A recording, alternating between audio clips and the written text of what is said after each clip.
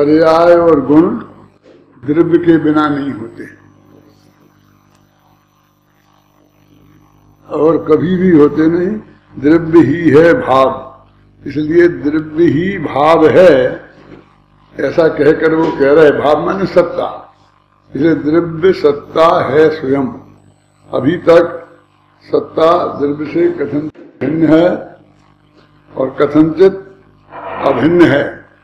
ये विभिन्न अपेक्षाओं से ये बात समझाते आए थे और अब वो कहते हैं द्रव्य सत्ता से अभिन्न है और अंत में कहते हैं कि अभिन्न कहने में भी भिन्नता की भिन्न भिन्नाहट आती है। इसलिए ये अभिन्न है भिन्न है, इसकी चर्चा करने से क्या फायदा। द्रव्य सत्ता है स्वयं, द्रव्य स्वयं सत्ता ही है। चाहे द्रव्य कहो और चाहे सत्ता कहो, एक ही बात है, क्योंकि जगत में सत्ता के नाम पर यदि कुछ है तो वो द्रव्य ही है। द्रव्यों के अलावा क्या है जगत में? देखो टीका पढ़ते हैं। जिस प्रकार पीलापन और कुंडल आदि सोने से पृथक नहीं होते, सोने को द्रव्य के रूप में लिया, पीलेपन को गुण के रूप में लिया और कुंडल आदि को पर्यायों के रूप में लिया। और ये तो पुरानी बात हो गई। कई दफे उस उदाहरण से आचार्य द्रव्यगुण पर्याय की स्थिति को स्पष्ट करते आए हैं।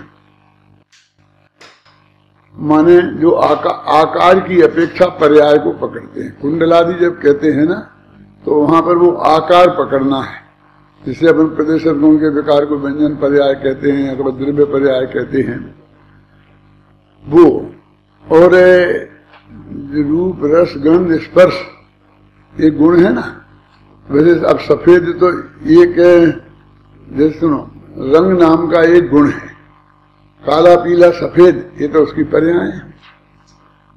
तो सफेदी को गुण कैसे कह सकते हैं? लेकिन समझ लेना यहाँ कहा है, हमने किसी को कुछ बनाया है समझाने के लिए, तो क्या सोने को द्रव्य और उसमें की जो भी कलर है, स्वर्ण क्या इनने क्या लिखा है उसको? पीलापन।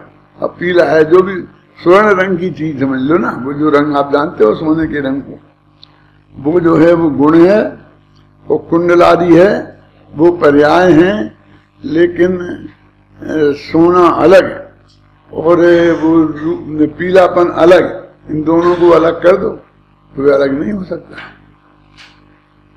और कुंडल को भी सोने से अलग कर दो तो नहीं हो सकता। यदि कुंडल और सोना एक ही है तो कुंडल के मिटने पर सोना मिट जाना चाहिए, लेकिन सोना नहीं मिटता है। अब इसकी चर्चा शायद अगली गाथा में करेंगे, 111वीं गाथा में करेंगे। अभी तो सिर्फ इतनी कह रहे कि द्रव्य सत्ता है स्वयं, जो अस्तित्व नाम का गुण है, चाहे सत्ता कहो चाहे द्रव्य कहो चाहे परिणाम कहो। कल परिणाम कहा था ना इसी को। इन सब का एक ही अर्थ है। जिस प्रकार पीलापन और कुंडल आदि सोने से पृथक नहीं होते, उसी प्रकार गुण और पर्याय द्रव्य से पृथक नहीं होती। द्रव्य के स्वरूप का वृत्तिभूत अस्तित्व नाम से कहा जाने वाला द्रव्यत्व, द्रव्य का भाव नाम से कहा जाने वाले गुण होने से क्या वह अस्तित्व द्रव्य से पृथक होगा? अभी आपको फिर वही अटपटा लग रहा होगा, कुछ नहीं है इसमें। द्रव्य के स्वरूप का वृत्तिभूत अस्तित्व है, परमात्मा मिला। तो क्या कहा था उस दिन इसका अर्थ? इतनी लंबी अस्तित्व ही कह देते ना, द्रव्य का अस्तित्व। तो वृत्तिभूत अस्तित्व कहने का अर्थ उत्पाद व भोग वाला, मान काल संबंधी बात पकड़ना। उत्पाद व भोग प्रदेश संबंधी नहीं पकड़ना, पर्याय संबंधी पकड़ना, ये बात कही थी। देखो ये वाक्य भाई अपन ने जो पढ़ा था वो जरा आपको अटपटा लगता था, उसे पहले सीधा करते हैं। द्रव्य के स्वरूप का वृत्तिभूत अस्तित्व नाम से कहे जाने वाला द्रव्यत्व, ये तो सिर्फ द्रव्यत्व को उन्होंने परिभाषित किया है कि द्रव्य माने क्या, कि वो वृत्तिभूत जो अस्तित्व है उस सहित, माने उत्पाद में ध्रुव युक्तम सत्य, ये द्रव्य। अब अकेला ये इस परिभाषा तो अपन ने समझ ली, तो इसे अलग कर दो। अब ये कहो कि द्रव्य का जो द्रव्यत्व है, द्रव्य के द्रव्यत्व, बस बीच की बात हटा दो। द्रव्य का द्रव्यत्व है वो क्या है? द्रव्य का भाव नाम से कहा जाने वाला गुण। भाव नाम से कहा जाता है ना उस गुण को, वो अस्तित्व गुण भी कहते हैं, भाव भी कहते हैं, परिणाम भी कहते हैं, तो बता चुके हैं। क्या वह अस्तित्व द्रव्य से पृथक है? अब इतनी सीधी भाषा इतनी सी है, क्या द्रव्यत्व द्रव्य से पृथक होगा? नहीं होगा। समझ में कर सकते हो जो मैंने किया है, माने करता ढूंढो, ढूंढो क्या कहना चाहते। वो ये कहते हैं क्या द्रव्यत्व द्रव्य से अलग होगा? नहीं होगा। अब उस द्रव्य को भी परिभाषित करते हैं और फिर उस द्रव्यत्व को भी परिभाषित करते हैं, ख्याल में ना। और इसलिए वो बात कठिन हो जाती है। और इसी बात को भी पिछली गाथा में भी क्या है, फिर भी मतलब इतना ही कह देते तो काम चलता था, लेकिन किसी को कोई भ्रम ना रह जाए, समझ लो बाल बोधनी टीका लिख रहे हैं, इसलिए उन्होंने उसकी कंजूसी नहीं की। उसी बात को उन्होंने पूरी तरह से दोहरा दिया।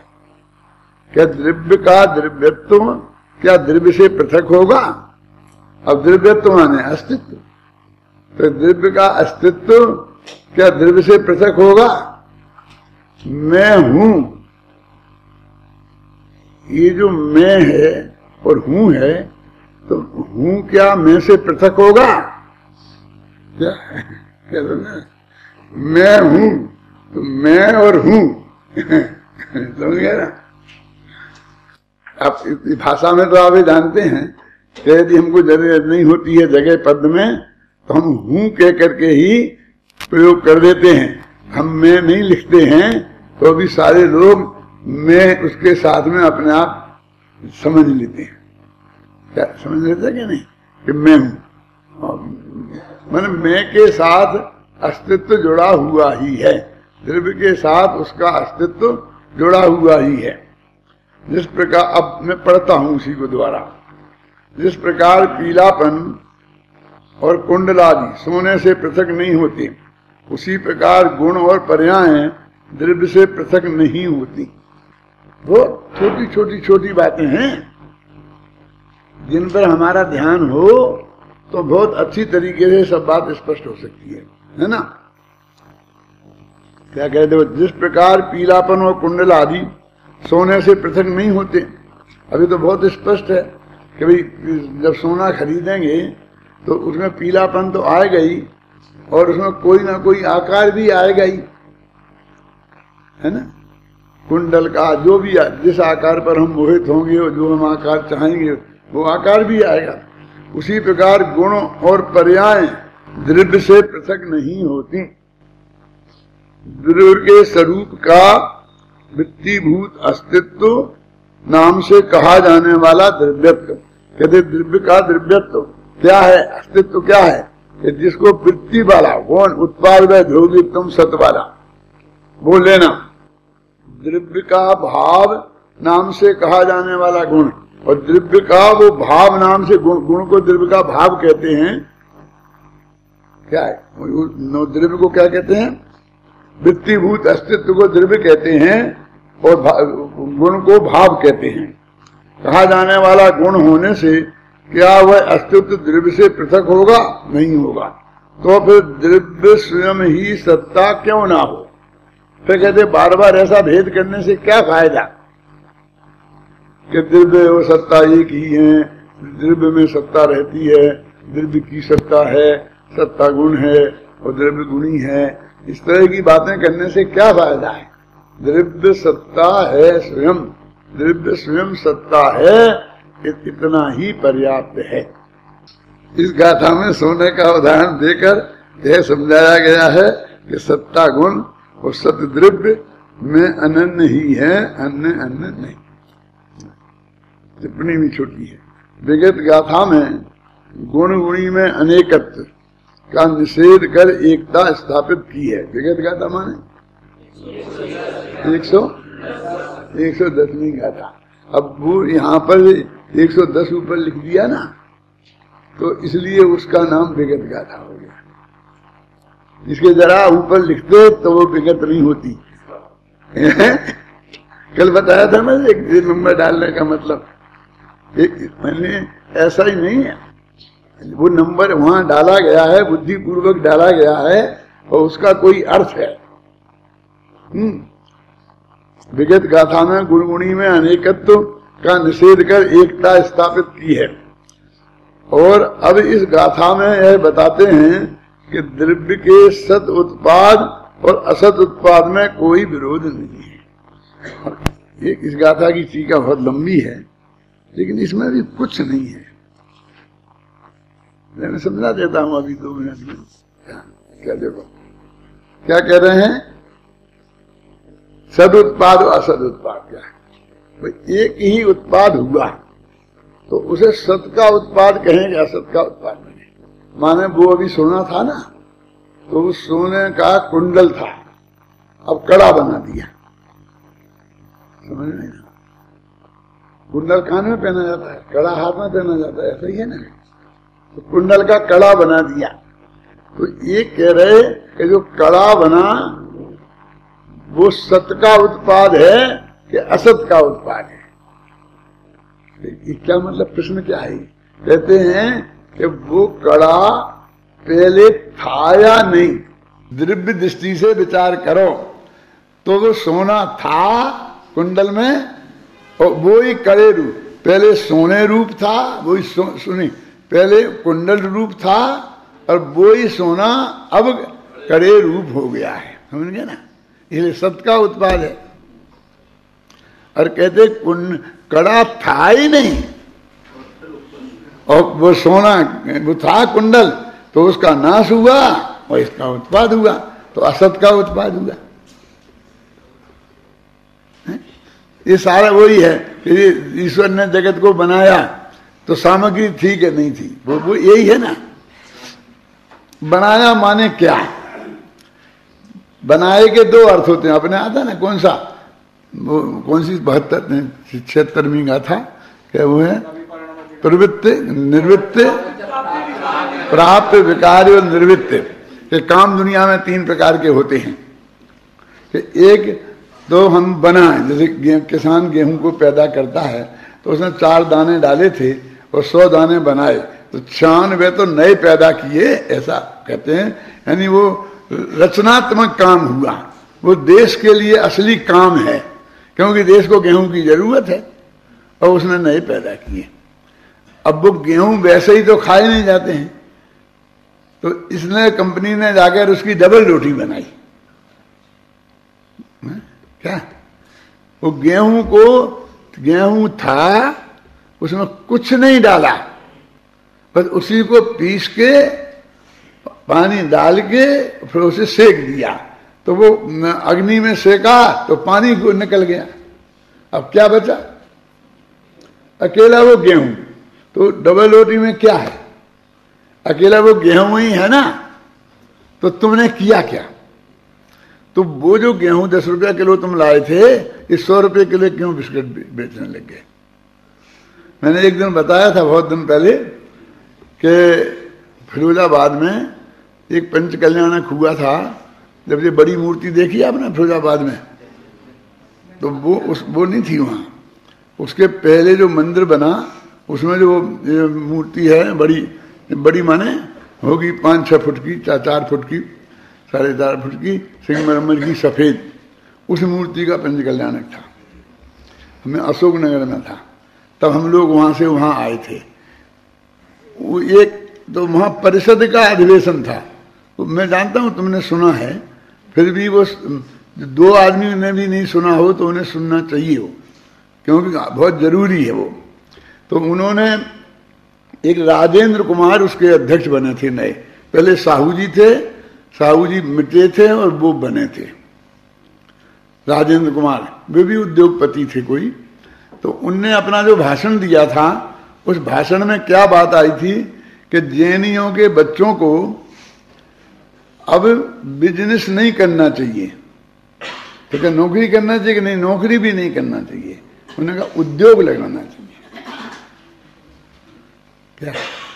तो उनने उसके लिए तर्क दिया था कि बिजनेस में तुम बाजार से 5 रुपए में एक चीज लाओ, वो 6 रुपए में बेचो, तो वो सामने वाला कहता है साला एक बनिया 1 रुपया खा गया।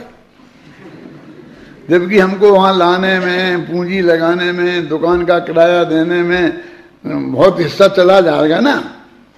वो 1 रुपया भी हमारे हाथ में आने वाला नहीं है। इसलिए उनकी तरफ जनता की निगाह अच्छी नहीं है, कमा नहीं पाएंगे भी। और उद्योग लगाओगे तो उन्होंने उसमें तो उदाहरण दिया था कि हम उसमें 2 रुपये किलो आता होगा क्या, कपास, कि 2 रुपये किलो का कपास खरीद कर और परम सुख की धोती बनाते हैं। परम सुख की धोती जानते हो? उसका बिल्कुल जरा सा वजन होता है, तो 200 रुपये किलो बेचते हैं। यानी कितना? 100 गुना। तो 100 गुना करोगे तो भी कोई तुमको ये लुटेरा नहीं कहेगा, क्योंकि उस पर छपात लगी है, 200 रुपया कीमत लगी है। यदि आप 10 रुपया कमीशन दे दोगे तो खुश और हो जाएगा। आप समझ रहे ना? इसलिए धंधा उद्योग करो, व्यापार छोड़ो, समझे ना?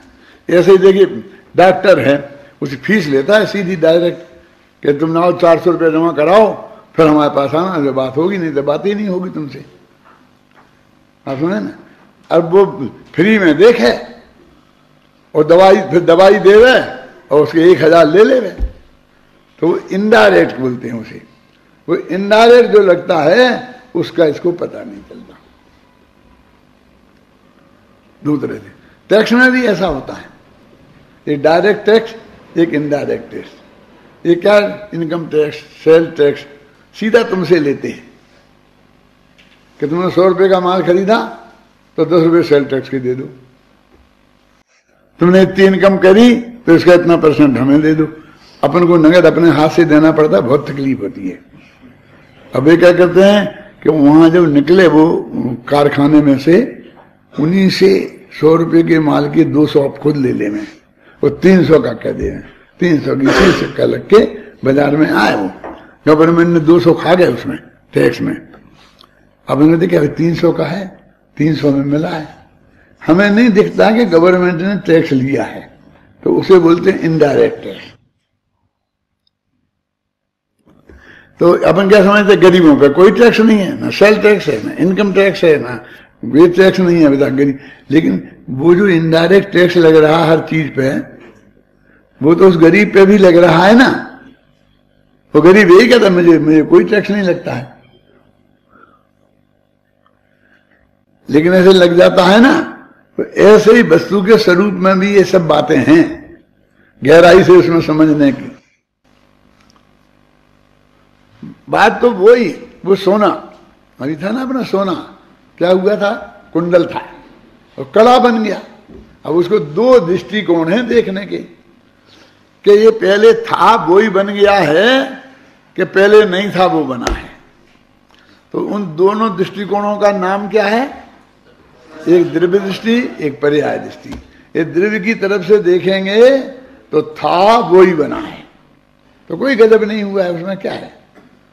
और यदि पर्याय की तरफ से देखेंगे तो नहीं था वो बना है।